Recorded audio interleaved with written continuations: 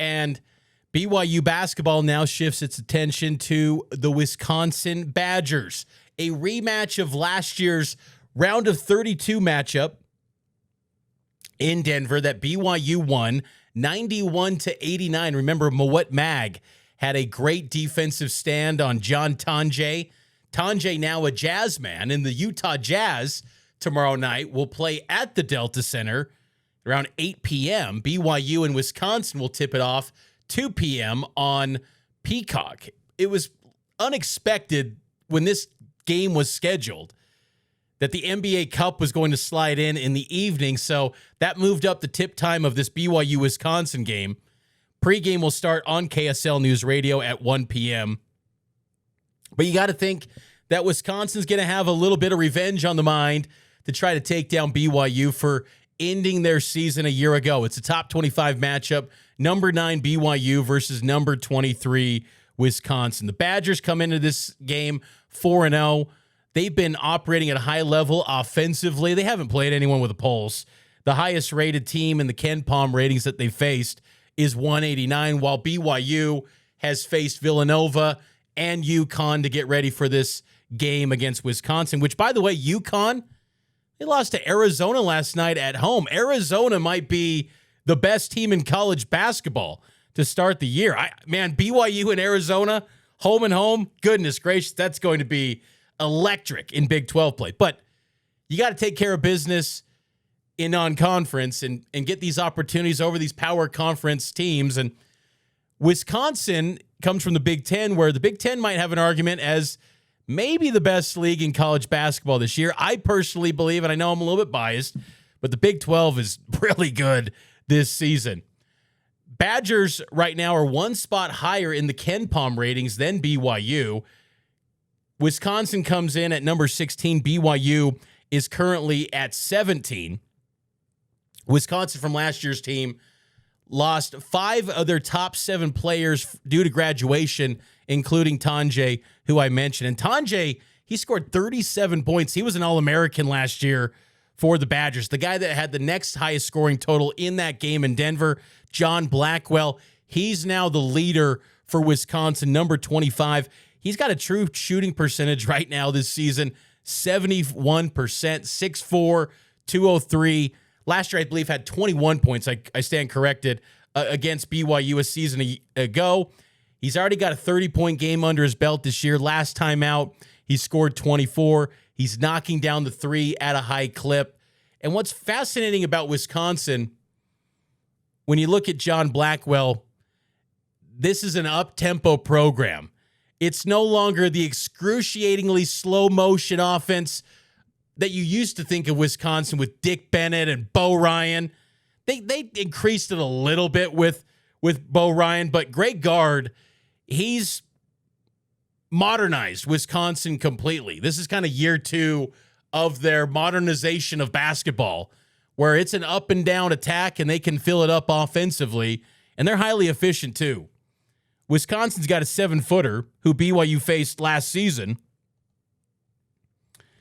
in Nolan Winter, who was one of the most efficient players in the Ken Palm ratings last year.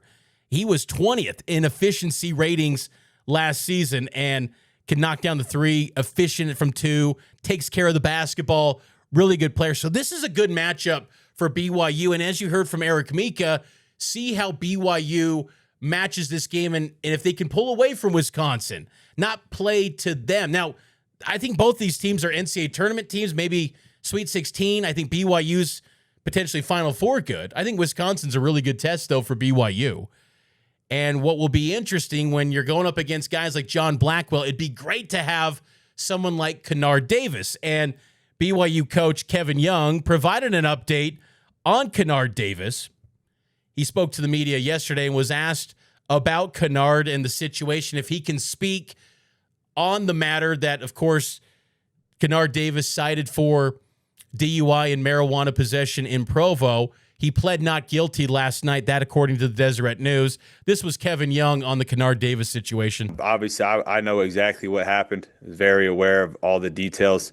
But at the same time, I'm going to let the school handle it the way that they've asked me to handle it, and that's for them to be the people that talk about it.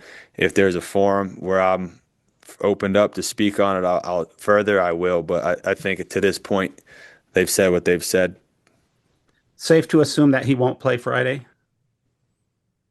I think it's safe, but I also think there's a lot of stuff still being sorted out. How about that? Would love to see Kennard Davis back on the floor. Would love to see that as more info comes in on his situation. Hope to see him back on the court sooner rather than later in this situation. But also interesting commentary from Kevin Young. Hey, I know everything that happened. When I get the chance to have a forum, I'd love to speak, basically. I thought that was pretty cool commentary from KY on that matter. But John Blackwell will be a tough defensive matchup for BYU, so curious to see how the Cougars defend him. And offensively, BYU's big three, AJ Dybantsa, Richie Saunders, Rob Wright, they got to put up another 60 points in this one, at least. With the high-scoring attack that Wisconsin has, Wisconsin's had 3 games where they're knocking down at least 10 threes. I think BYU in this game, they've only had 1 game this year with more than 10 threes. They got to have it be their second where they hit at least 10 trays in this game against the Badgers. I think BYU wins this one. I think by about 7 points. I think the Cougs pull away late and get this win, but this will be another good test, and I think it'll be one that holds up in March. Another resume-boosting win, but when you beat teams like Villanova, when you beat teams like North Carolina in the exhibition, when you go blow for blow with UConn for 40 minutes, you're a legit team. And these are the spots, too, where in the past, BYU would have said, oh, the season's on the line. Got to win this game at all cost, or else you're never going to have another chance to boost the resume. It's just another data point in the path to getting better every single game and trying to play your best basketball when March rolls around in the NCAA Tournament. It's the second game of the Bad Boy Mowers series in Salt Lake City at the Delta Center. I was looking at the tickets. I think the lower bowl is going to be a really good attended amount of fans. Expensive tickets, no doubt about that. You look at SeatGeek, where the Delta Center links to the tickets for this game. Cheapest ticket in the lower bowl is $238. Lower bowl should be pretty filled. The upper deck's going to be completely empty. This is not BYU, Oklahoma State of the past with Rafael Araujo, Daniel Bobick in Oklahoma State in 2004 when the Delta Center was sold out to capacity crowds, or even BYU, Michigan State back in 2007. BYU's filled that place up in the past. And it's a bummer that these tickets are so dang expensive because I think fans are just like, I'll hold off. It's only November. Like, I want to see this team, but it's November. And I don't know if I want to spend $300 for one ticket for a November game. So I'm curious to see what the crowd looks like. I will not be there. I will be flying out to Cincinnati after this broadcast. Chandler Holt from KSL Sports, he'll hold it down inside Delta Center with some coverage, get some post-game video, things like that, and I'll be watching from afar in Cincinnati as well. But I think the Cougs get it done over the Badgers. 2 p.m. tip, 1 o'clock pregame here on KSL News Radio. We'll take our final timeout. BYU tight end Carson Ryan next here on Cougar Tracks.